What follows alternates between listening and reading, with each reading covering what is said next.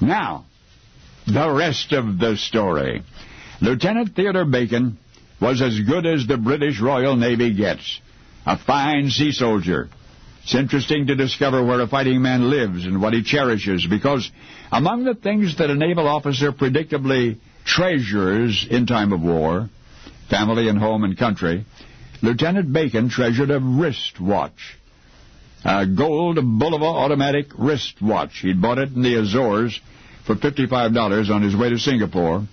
Anyway, it's 1941, and Ted's vessel, HMS Repulse, is docking at Gibraltar.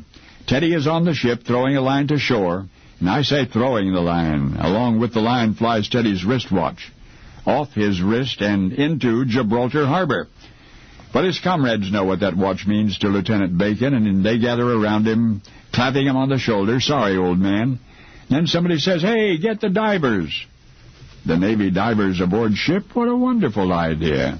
And within minutes, the two divers were standing on deck, following the sight line of Teddy's pointing finger. Right down there, chaps. So, in they go. Now, Gibraltar Harbor is no bathtub, remember. It's docking warships in there.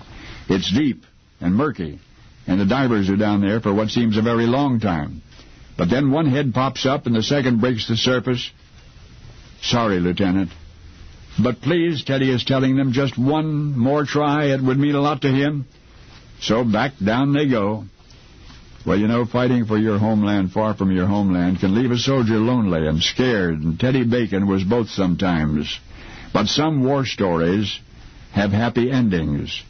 You see, Teddy got back home in one piece one day, and peacetime brought with it a long, happy marriage, and 4 children, and a snug house in Tarvin, Cheshire.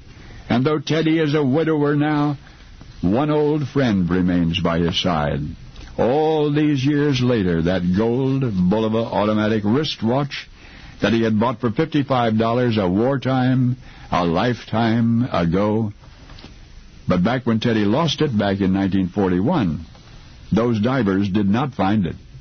They went back down a second time, but Teddy's watch had vanished in the gloom until 2007, 66 years later, because that's when Gibraltar Harbor was dredged, and that is when Teddy's watch was snagged and recovered and matched with an entry in the Deputy Harbor Master's logbook, and the back-home address of Royal Navy Lieutenant Theodore Bacon.